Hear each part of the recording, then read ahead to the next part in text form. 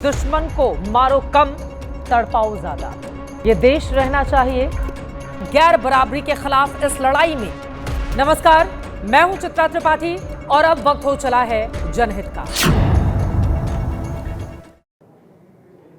Orient bell tiles studio से आप देख रहे हैं एबीपी न्यूज। नमस्कार, मैं हूं चित्रा त्रिपाठी और आप देखना शुरू कर चुके हैं जनहित। जनहित की शुरुआत ग्रामीण रोजगार गारंटी योजना के नए नाम पर मचे घमासान के साथ। इसे लेकर आज नई संसद के अंदर से लेकर पुरानी संसद की छत तक विपक्ष ने जबरदस्त नारेबाजी की है। पहले पुरानी संसद की छत से आई तस्वीरें आपके सामने रखते हैं, उसके बाद नई संसद भवन का रुख करेंगे। लोकसभा में आज मनरेगा की जगह विकसित भारत जी राम जी बिल पेश कर दिया गया, लेकिन इससे विपक्षी दल बेहद नाराज दिखे। अपनी नाराजगी को विपक्षी सांसदों ने कुछ इस अंदाज में आज जाहिर किया। पुरानी संसद की छत आप देख रहे हैं, जिस पर कांग्रेस की कुमारी शैलजा और प्रणीति शिंदे समेत 7 सांसद चढ़ गए। सबके हाथों में महात्मा गांधी की तस्वीर रही। सबने मनरेगा का नाम बदलने को बापू का अपमान बताया और इसके विरोध में नारेबाजी की।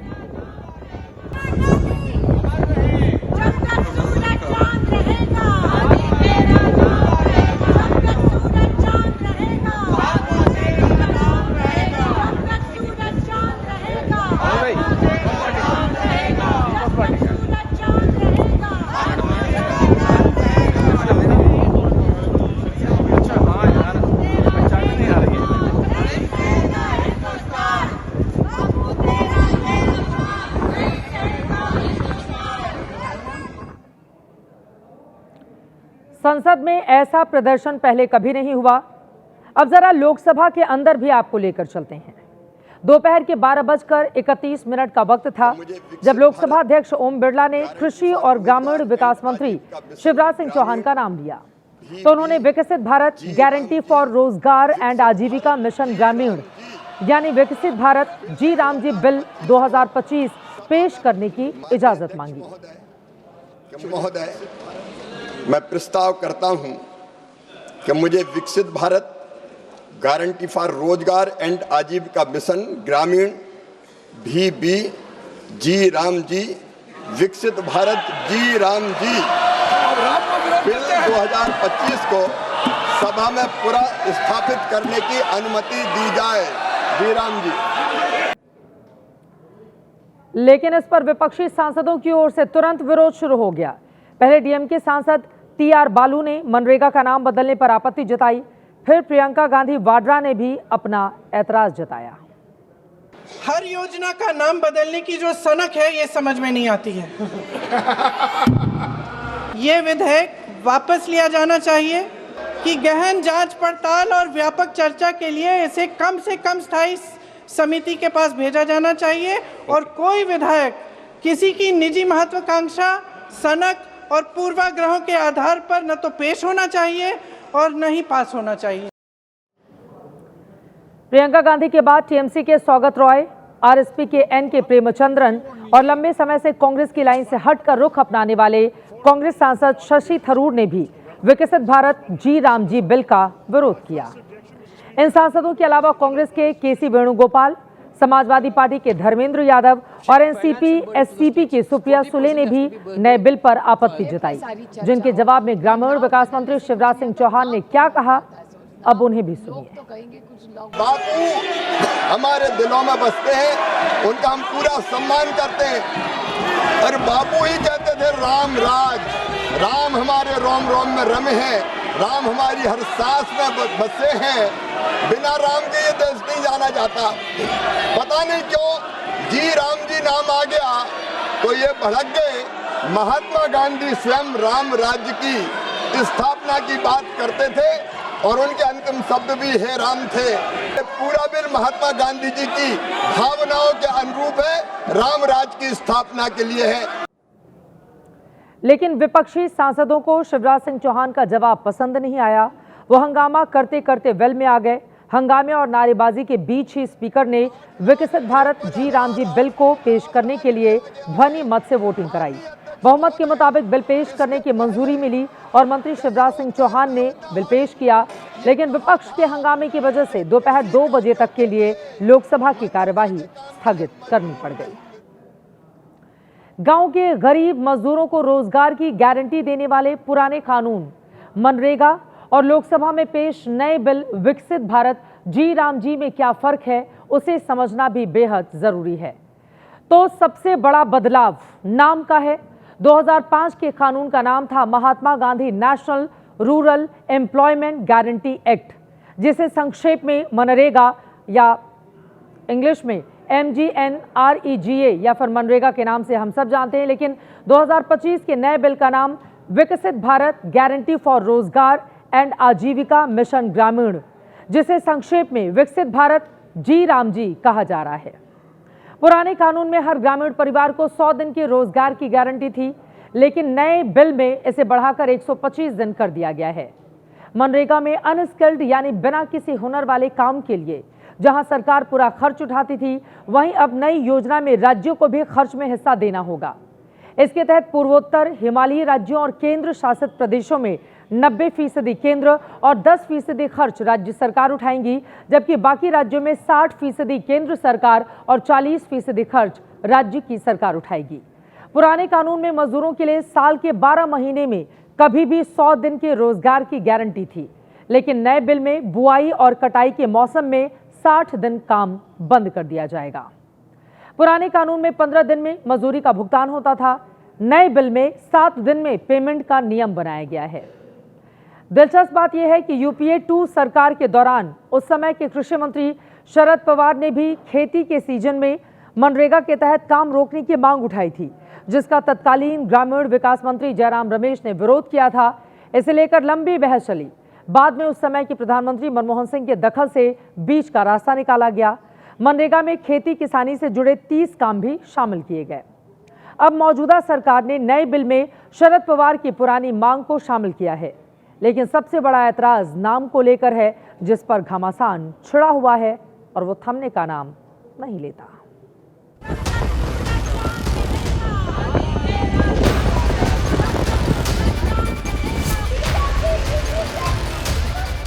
सरकार तो भाई नाम बदलने वाली सरकार है। पहले सरकार आंकड़े पेश करे कि पिछले 10 सालों में उन्होंने कितनी मजदूरी दी है मनरेगा के तहत। कानून को जो है सूटेड बनाया जा रहा है, मजबूत करा जा रहा है, तो इनको तो खुश होना चाहिए कि जो है जो मनरेगा जो कानून आया था उसको और मजबूती करके 2025 के अंदर उसको इस तरह से बनाया जा रहा है। Disrespected the father of our nation, who wanted a Ram Rajya, but he didn't want the kind of Ji Ram Ji Rajya that our Prime Minister and the BJP government is thinking, right? ये केंद्र की सरकार, भाजपा की सरकार गरीब का मनरेगा खत्म कर रही है और भगवान राम के नाम के मगर छुप रही है।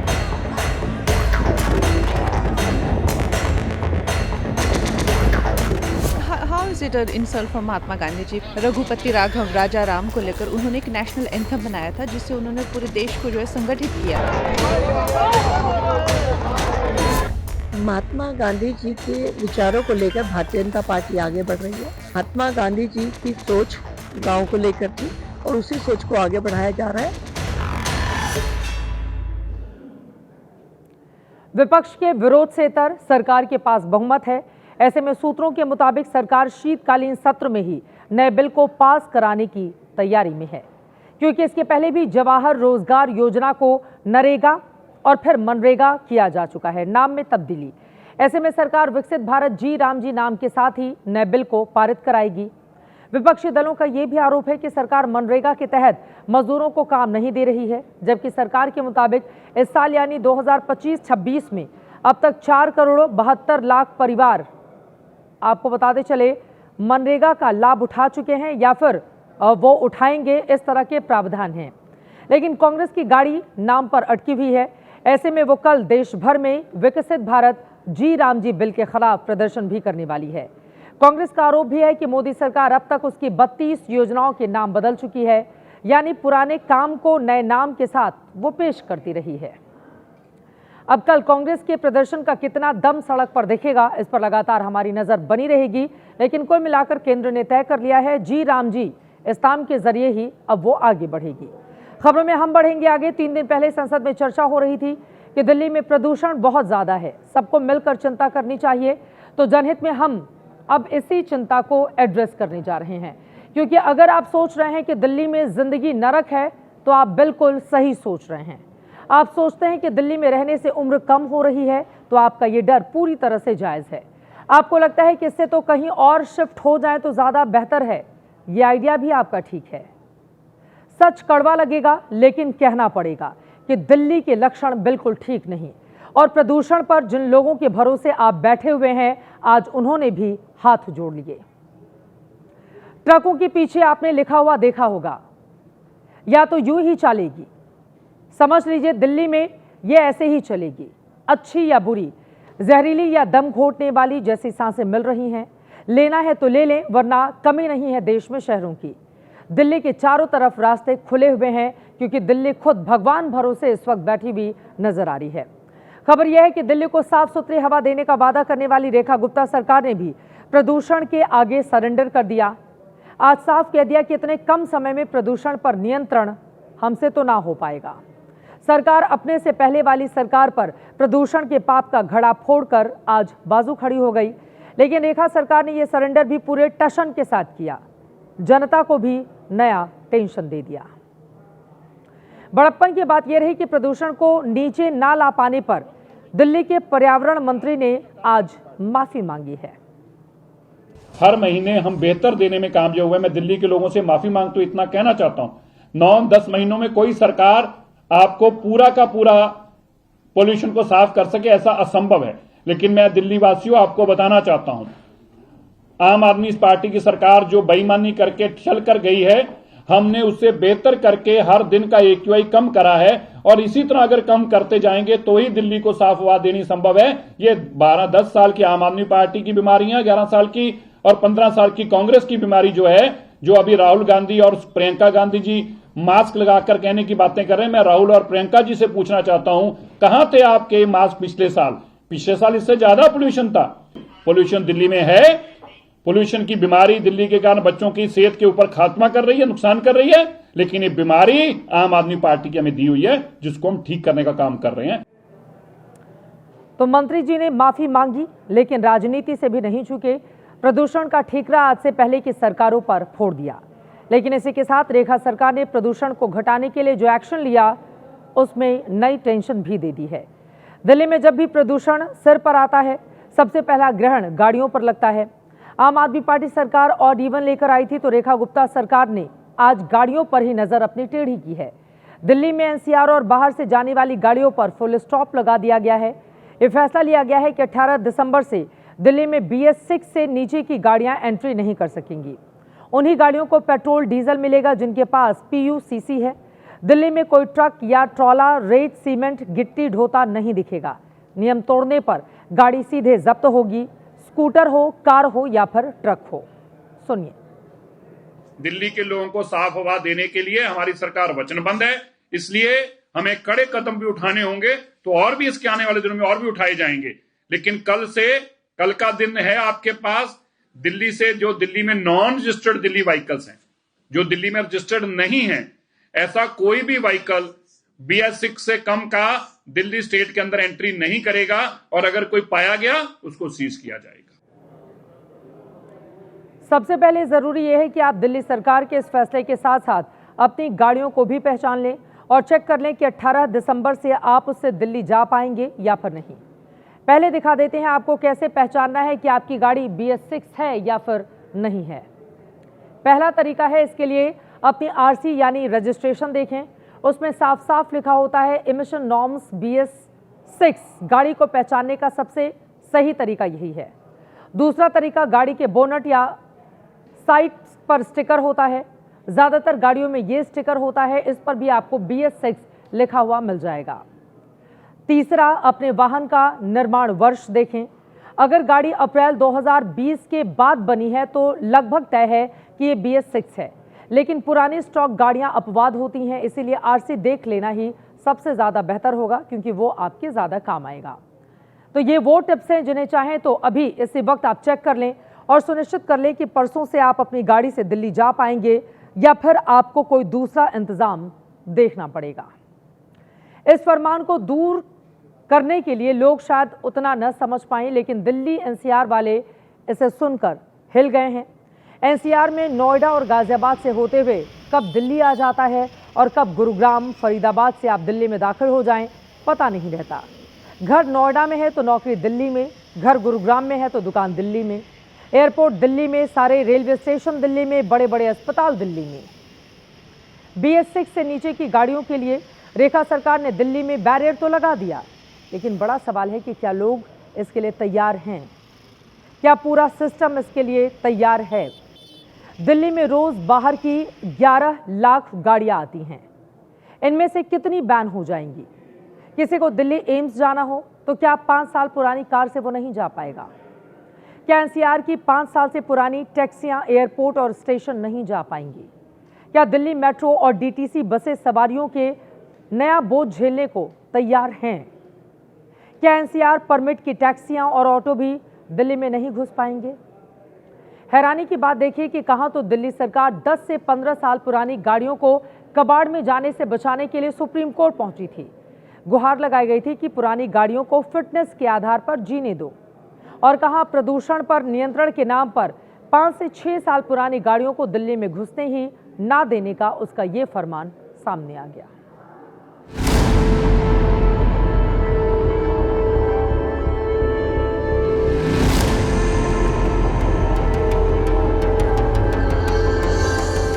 अभी दिल्ली के हालात बहुत ही खराब हैं और यहाँ जितने भी लोग हैं इनसे परेशान हैं। सांस लेने में प्रॉब्लम होती है, बहुत सारी दिक्कतें होती है।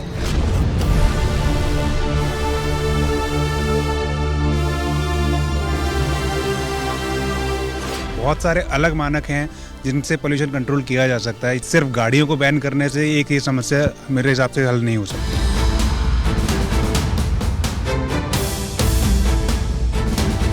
दिसंबर नवंबर में जब पॉल्यूशन बढ़ता जब ही क्यों जागते हैं? इतनी बड़ी बड़ी इंडस्ट्री चल रही है, उतना पॉल्यूशन हो रहा है। आप जाके देखिए, दिल्ली में ही जाके देखिए, इतना डस्ट है। पिछले कई सालों से पॉल्यूशन होता है और यही करते हैं कि BS4 बंद कर दिया, BS5 बंद कर दिया। ये कोई ऐसा क्यों नहीं इंतजाम करते हैं कि ये पॉल्यूशन की समस्या ही नहीं आए।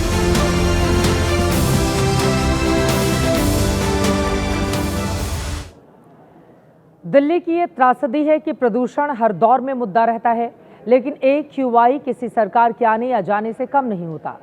पर्दा गिरता और उठता है, किरदार बदलते हैं, नाटक वही रहता है। प्रदूषण के खिलाफ आम आदमी पार्टी ने आज दिल्ली सचिवालय के बाहर थालियां, कटोरी, बर्तन बजाकर इस पॉलिटिकल सीन को मेंटेन रखा। बीजेपी से कहा कि हमारे समय में तो बड़ा शोर करते थे, अब क्यों नहीं कर लेते प्रदूषण कम? तो प्रदूषण पर ये शोर भी सुने, और वो शोर भी जो दिल्ली चुनाव से पहले हुआ करता था।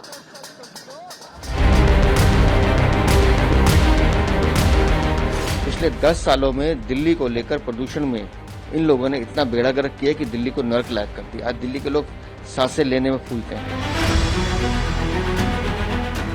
मोदी जी ने कोरोना में थाली बजाई थी, कोरोना खत्म हो जाएगा। हम थाली बजा रहे हैं, रेखा गुप्ता जग जाए।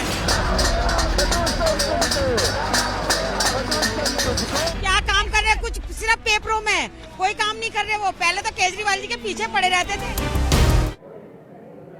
दिल्ली में प्रदूषण भी सियासत का एक सीजन होता है, वो लेकर आता है। लेकिन आप कुछ और तस्वीरें देखिए जो इस वक्त दिल्ली NCR का सच आपको बता रही हैं। ठंड बढ़ने के साथ साथ कोहरा भी बढ़ा है, लेकिन दिल्ली और NCR की रेजिडेंशियल सोसाइटी में आप पहचान नहीं सकते कि इसमें कितनी धुंध है और कितना हिस्सा जहरीले जानलेवा धुएं का है। ये इस वक्त पूरे दिल्ली NCR यानी दिल्ली, नोएडा, गाजियाबाद, गुरुग्राम और फरीदाबाद का कड़वा सच है। ये 3.5 करोड़ लोगों की हर सुबह का सच है। यही खतरा है जिसे देखते हुए दिल्ली, नोएडा, गाजियाबाद में सोमवार से ही छोटे बच्चों की पढ़ाई ऑनलाइन कर दी गई है। वहीं सुप्रीम कोर्ट और हाई कोर्ट ने भी हाइब्रिड मोड में और वीडियो कॉन्फ्रेंसिंग में सुनवाई करने का सुझाव दिया है।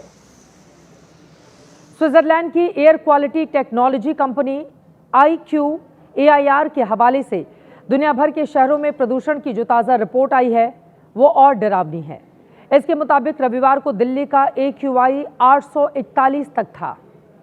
दिल्ली NCR की जहरीली हवा की अगर सिगरेट के धुएं से तुलना करें तो ये आंकड़े सेहत को लेकर और चिंता पैदा करते हैं। AQI 500 या उससे ज्यादा का मतलब है कि आप रोजाना 30 से अधिक सिगरेट पी रहे हैं। उसके बराबर का जहर आपकी फेफड़ों तक पहुंच रहा है। 450 से 500 AQI का मतलब 25 से 30 सिगरेट पीने के बराबर। 400 से 450 AQI का मतलब 16 से 20 सिगरेट पीने के बराबर। 300 से 400 का लेवल है, मतलब 11 से 15 सिगरेट रोजाना आप पी रहे हैं। जो सांस आप लेते हैं, इसी तरह की जहरीली हवा आपके भीतर जाती है। लेकिन प्रदूषण पर सियासत ज्यादा होती है। प्रदूषण कम करने को लेकर गंभीरता कम नजर आती है। सरकारें बदलती जाएं, लेकिन दिल्ली के हाल में ज्यादा तब्दीली देखने को नहीं मिल रही है। अब आगे क्या बनेगी परिस्थिति, लगातार हर जानकारी आप तक पहुंचाते रहेंगे। खबरों में आगे बढ़ते हैं। कई बार ज्यादा सहज और सरल हो जाना भी नुकसान देता है। लोग कहां की बात कहां लेकर जाते हैं। मैं ये बिल्कुल नहीं कह रही है कि आप चालाक हो जाएं, लेकिन सहजता और सरलता के साथ सतर्कता बेहद जरूरी है। बिहार के मुख्यमंत्री नीतीश कुमार 74 साल के हो गए हैं। खुद को अनफिट और बीमार बताने वाले सारे सियासी पैतरों को ध्वस्त करके अभी अभी 10वीं बार बिहार के मुख्यमंत्री बने हैं। लेकिन मानसिक अवस्था को लेकर, अस्वस्थता को लेकर फिर से विवाद से उनका पाला पड़ गया है। पटना में नियुक्ति पत्र बांटते वक्त नीतीश ने एक मुस्लिम महिला डॉक्टर का हिजाब खुद से हाथ से हटा दिया था। अब ये तस्वीरें देखिए। पटना में आयुष चिकित्सकों को नियुक्ति पत्र बांटे जा रहे हैं। उसी में एक मुस्लिम महिला डॉक्टर भी नियुक्ति पत्र लेने के लिए आगे आई। नीतीश ने पहले हाथ के इशारे से कहा कि तुमने चेहरा क्यों ढक रखा है। फिर 1 सेकंड लिए बिना खुद ही उस महिला के चेहरे से हिजाब हटा दिया। लेकिन इस वीडियो से नीतीश कुमार के विरोधियों को बैठे बिठाए पॉलिटिक्स का मसाला मिल गया। हालांकि नीतीश को लेकर बनाए जा रहे माहौल पर विपक्ष भी बटा हुआ दिखाई देता है। महिला होने के नाते ये आप किसी का हिजाब या सोचिए कि कोई दुपट्टा ओढ़ा हुआ है, आप उसको हटा रहे हैं, तो ये बिल्कुल बर्दाश्त के काबिल नहीं है। उनको खुद पे अगर ग्लानि हो तो उनको खुद रिजाइन देना चाहिए। ये महिलाओं का बहुत बड़ा अपमान हुआ है। वो बाप बेटी के तरह उन्होंने कहा, अरे इसको खोलिए। ठीक है, वो बच्ची और बाप का जो रिश्ता होता है, नीतीश कुमार जी का जो एक भाव था या है, उस रूप में आलोचना जो है ना, सकारात्मक करिए। रंजीत रंजन और पप्पू यादव पति पत्नी हैं। संयोग से एक ही विचारधारा के साथ इस वक्त राजनीति कर रहे हैं। बावजूद इसके नीतीश की तस्वीर पर दोनों की राय अलग अलग है। इस पूरे प्रकरण को धार्मिक रंग देने की कोशिश भी की जा रही है। आप एक तरफ महिलाओं के सम्मान की बात करते हैं और दूसरी तरफ आप एक कार्यक्रम में महिलाओं का अपमान कर रहे हैं। पूरे देश की जनता से माफी मांगनी होगी कि इस पर प्रधानमंत्री नरेंद्र मोदी को भी एक्शन लेना चाहिए। इससे जाहिर सी बात है मुस्लिम ख्वातीन के मजहबी जज्बात मजरूह हुए हैं, उनको ठेस पहुंची है। बिहार के चीफ मिनिस्टर को अपनी इस हरकत के लिए अपोलोजाइज करना चाहिए, माफ़ी मांगनी चाहिए। नीतीश कुमार ने जो किया उस पर आप सवाल उठाने के लिए स्वतंत्र हैं। जिस तरीके से उन्होंने मंच पर किया उसे जायज़ भी नहीं कह सकते, लेकिन नीतीश कुमार की नीयत और मंशा को लेकर सवाल उठाना ठीक नहीं है। नीतीश की पार्टी भी सफाई में कुछ ऐसा ही कह रही है। जातुल गार्जियन है, उन्होंने एक दुलार होता है, प्यार दुलार बच्चों होता है। उन्होंने दिखाया कि भाई दिखाना चाह रहे थे कि माइनॉरिटी की बच्चियाँ, बेटियाँ भी, हमारी बेटियाँ भी इसमें अच्छी तरह से कामयाब हो रही हैं। उन्होंने कहा बेटा टीवी के सामने है तो आप होता है दुलार प्यार में आदमी कहता है बेटा ऐसे करो, तो उन्होंने ऐसा खींचा उसको, अभिभावक के तौर पे, गार्जियन तो खींचा नहीं, वो दुलार में होता है खींचे के बेटा टीवी में आना चाहिए आपका चेहरा। इन सब के बीच बीजेपी नेताओं की तरफ से एक पुराना वीडियो वायरल किया जा रहा है, जिसमें राजस्थान के तत्कालीन मुख्यमंत्री अशोक गहलोत एक कार्यक्रम के दौरान महिला का घूंघट हटाते दिखाई देते हैं। गहलोत का ये वायरल वीडियो साल 2023 के जून महीने का है। मुख्यमंत्री रहते हुए वो बांसवाड़ा के दौरे पर गए थे। तब उन्होंने महिला का घूंघट हटाते हुए कहा था कि इसका जमाना अब नहीं रहा। अब जब नीतीश का वीडियो सामने आया है, तब बीजेपी के समर्थक कांग्रेस को सोशल मीडिया पर इस वीडियो के जरिए जवाब दे रहे हैं। बीजेपी मीडिया टीम से जुड़ी राधिका खेड़ा ने सुप्रिया श्रीनेत के पोस्ट पर जवाब देते हुए लिखा है कि इस घटिया हरकत के समय आप कहां पर थी मोहतरमा? कहां है अशोक गहलोत? आपका और राहुल बाबा का एक आक्रोश भरा ट्वीट उनके ऊपर कहां है? जुबान पर तब दही जम गई और उंगलियों पर ताले लग गए थे। क्या आपके हाईकमांड ने इसके लिए पूरे हिंदू समाज से माफी मांगी थी?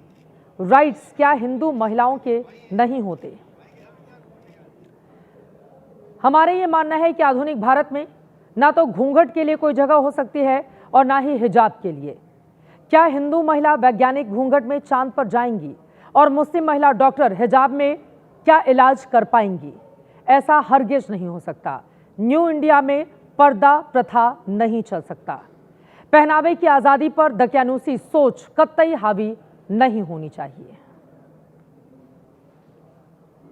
जनहित में आगे बढ़ते हुए वक्त हो चला है आज के जनहित स्पेशल का। कल रात यमुना एक्सप्रेसवे मौत का एक्सप्रेसवे बन गया, जब घने कोहरे में एक के बाद एक गाड़ियां आपस में टकराती चली गईं, जिसके बाद वहां आग में जलकर 13 लोगों की मौत हो गई। यह हादसा डरा देने वाला है, लेकिन आज हमने सड़क पर कोहरे के किलर इफेक्ट पर जो रिपोर्ट तैयार की है, वो सड़क पर फैले कातिल कोहरे से आपकी जान बचा सकती है। इसे गौर से देखिएगा।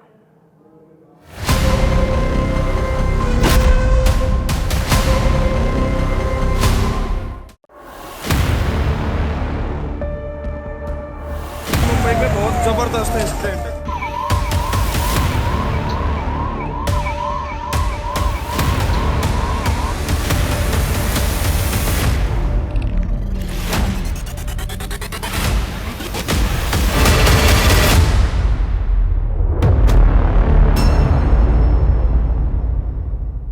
यमुना एक्सप्रेसवे पर हुए सड़क हादसे की खबर आपको पता ही होगी, जिसमें एक के बाद एक कई गाड़ियां आपस में भिड़ गईं, जिसके बाद गाड़ियों में आग लग गई और कई लोगों की जान भी चली गई।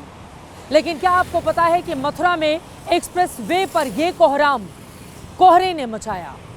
आखिर एक्सप्रेसवे पर फैला कोहरा कातिल कैसे बन गया?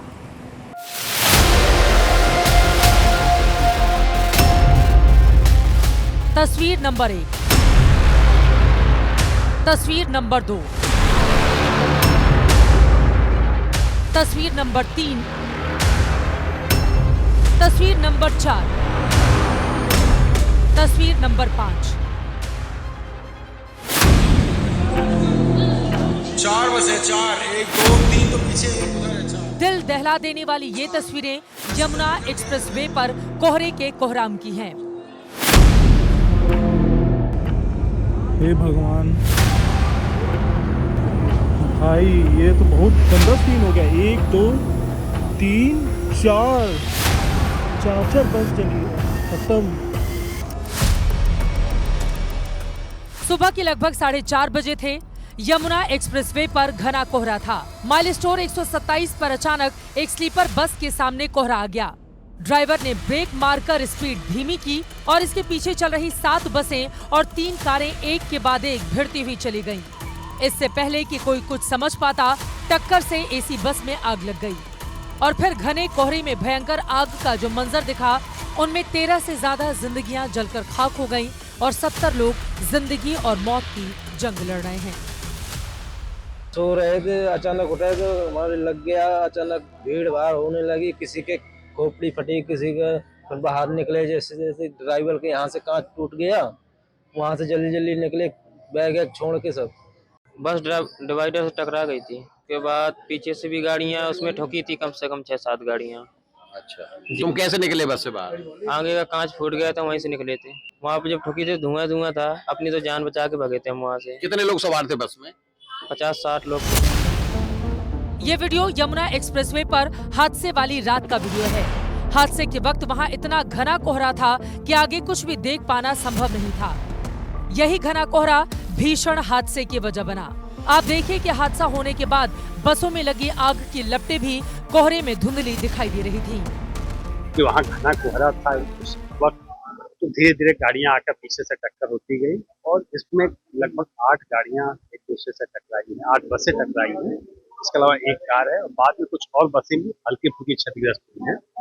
इसी एक बस में टक्कर के कारण आग लगी और उस आग लगने से 8 बसें पूरी पूरी तरह से जल गई हैं। सुबह लगभग 4:30 बजे के करीब विजिबिलिटी लो होने के कारण इसके चलते लगभग 7 बसेस और 3 छोटी गाड़ियां आपस में टकरा गई। इस एक्सीडेंट के दौरान उनमें जो गाड़ियां थी उनमें आग लग गई।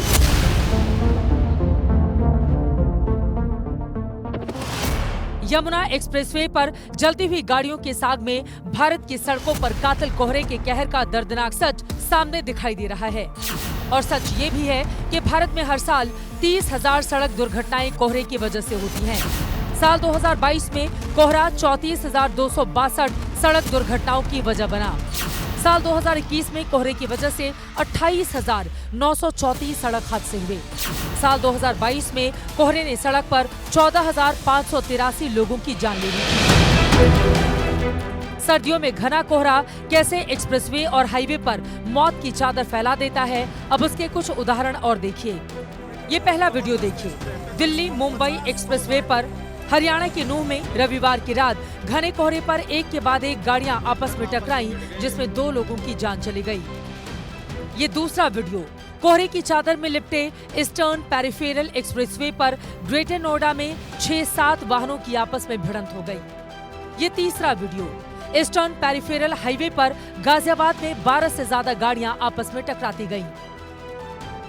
हरियाणा के रोहतक में भी शनिवार की रात धुंध के कारण 35 से 40 गाड़ियां आपस में टकरा गईं, जिसमें 2 लोगों की जान चली गई। हमारे देश में हर साल करीब 4.5 लाख सड़क हादसे होते हैं, जिनमें 1.5 लाख लोगों की मौत होती है। इन मौतों में से करीब 9% कोहरे के चलते हुए हादसों की वजह से होती है। लेकिन सवाल तो ये भी बनता है कि मथुरा में एक्सप्रेस वे पर हुए हादसे के लिए क्या सिर्फ कोहरा जिम्मेदार है? क्या 13 लोगों का कातिल सिर्फ कोहरा है? मथुरा में यमुना एक्सप्रेसवे पर 15 दिसंबर की रात को जब कोहरे ने कहर मचाया, उसी रात से इस एक्सप्रेसवे पर घने कोहरे को देखते हुए स्पीड लिमिट कम की गई थी। यहाँ हल्के वाहनों के लिए स्पीड लिमिट 100 से घटाकर 75 किलोमीटर प्रति घंटा और भारी वाहनों के लिए 80 से घटाकर 60 किलोमीटर प्रति घंटा की गई थी।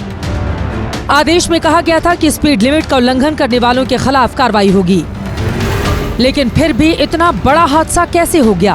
क्या सिर्फ स्पीड लिमिट कम कर देने से सिस्टम की जवाबदेही खत्म हो गई? अब ये जांच का विषय है। इसकी जांच के लिए अपर जिलाधिकारी प्रशासन को मैजिस्ट्रियल जांच के लिए भी हमने नामित किया है, जो घटना के पहलुओं की भी जांच करेंगे और ऐसी क्या व्यवस्था की जाए जिससे दुर्घटना, ये चूंकि जिस जगह पे हुई है दुर्घटना प्रोन एरिया है यमुना एक्सप्रेसवे का, तो वो भविष्य में इस प्रकार की घटनाओं की पुनरावृत्ति ना हो। हम लोगों को ये भी निर्देश दिए गए हैं कि वाहनों की स्पीड कम की जाए, जो ओवरटेकिंग करते हैं, एक दूसरे को आगे पीछे करने की होड़ लगाते हैं, उस पर भी रोक लगाई जाए, कन्वाय बना करके वाहनों को पास कराया जाए जब तक कि मौसम प्रतिकूल है।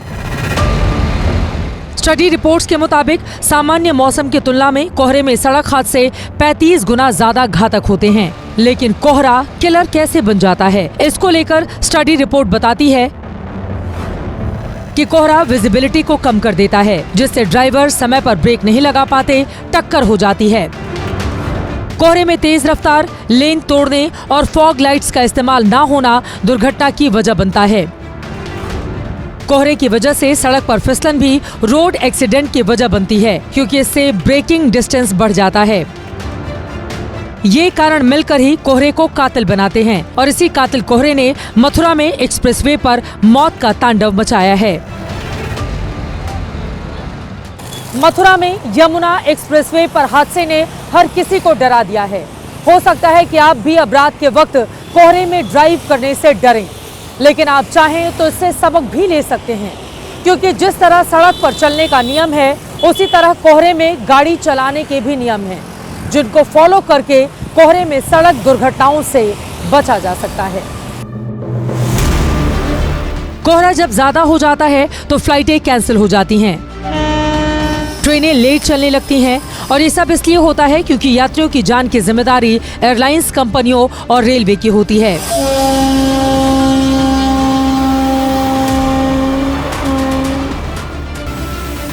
लेकिन कोहरे में आप अपनी गाड़ी सड़क पर लेकर निकलते हैं तो आप अपनी जान के खुद जिम्मेदार होते हैं और कोहरे से ढकी सड़क पर सावधानी ही बचाव है। अब आपको वो टिप्स बताते हैं जो कोहरे में ड्राइविंग के दौरान आपकी जान बचा सकती है। कोहरे में गाड़ी की स्पीड 30 से 50 किलोमीटर प्रति घंटा से ज्यादा ना हो, क्योंकि कोहरे के वक्त विजिबिलिटी लो हो जाती है। फॉग लाइट्स और लो बीम हेडलाइट्स का इस्तेमाल करें। हाई बीम से कोहरा और चकाचौंध करता है। आगे वाले वाहन से कम 2 गुनी दूरी रखें, क्योंकि कोहरे में ब्रेक लगाने का समय बहुत कम मिलता है। लेन मार्किंग और आई रिफ्लेक्टर्स फॉलो करें, क्योंकि सड़कों के घुमाव का पता चलता रहे। कभी भी ओवरटेक न करें, क्योंकि कोहरे में आगे का अंदाजा लगाना मुश्किल होता है। डीफॉगर और वाइपर इस्तेमाल करें ताकि विंडशील्ड साफ रहे और आगे चलती गाड़ियां साफ साफ दिखाई दें। लेकिन हमारे देश में लोगों को कोहरे में ड्राइव करने के नियम ठीक से पता भी नहीं है। इसीलिए लोगों को लगता है कि कोहरे में हैजार्ड लाइट्स जलाकर ड्राइव करना सेफ होता है। आप इस वीडियो में देखिए, सारी गाड़ियों के हैजार्ड लाइट्स ऑन हैं, लेकिन ये खतरनाक हो सकता है। एक्सपर्ट के मुताबिक हैजार्ड लाइट सिर्फ रुकने पर ऑन करनी चाहिए, चलते समय कतई नहीं। हमारे जो रोड यूजर्स हैं, दे आर हाईली इनडिसिप्लिन्ड और वो रूल्स एंड रेगुलेशंस को बिल्कुल नहीं फॉलो करते और करना चाहते। ये कोई नई बात नहीं है कि हाईवेज के ऊपर कोहरा हो और आपको पता ना हो कि how you have to save yourself and how you can save and avoid an accident. देखिए, सबसे पहले तो आपको अपनी स्पीड कम करनी है। आपको ये देखना है कि आपकी विजिबिलिटी आगे कितनी है। 50 से 100 गज तक आपकी जब तक विजिबिलिटी ना हो और आप 50, 60, 70, 80 किलोमीटर पे गाड़ी चलाना चाहें तो दैट इज़ एब्सोल्युटली मर्डर। कोहरे के किलर इफेक्ट को किल करने के लिए जरूरी है जिस तरह दुश्मन के वार से बचने के नियम फॉलो किए जाते हैं, उसी तरह कोहरे में सड़क दुर्घटनाओं से बचने के लिए भी जरूरी नियमों को फॉलो किया जाए, ताकि कोहरे ने यमुना एक्सप्रेसवे पर जो तांडव मचाया है, भविष्य में उससे बचा जा सके।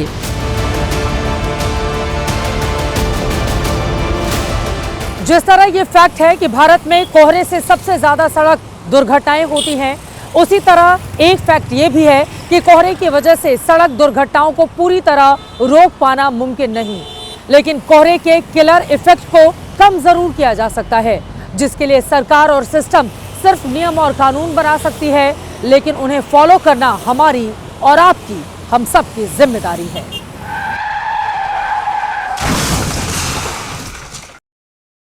और अब आज का जनहित मंत्र। न जाने कौन सी शिकायतों के शिकार हो गए, जितना दिल साफ रखा उतने ही गुनहगार हो गए। इसी के साथ जनहित में मेरे साथ अभी के लिए दीजिए इजाजत।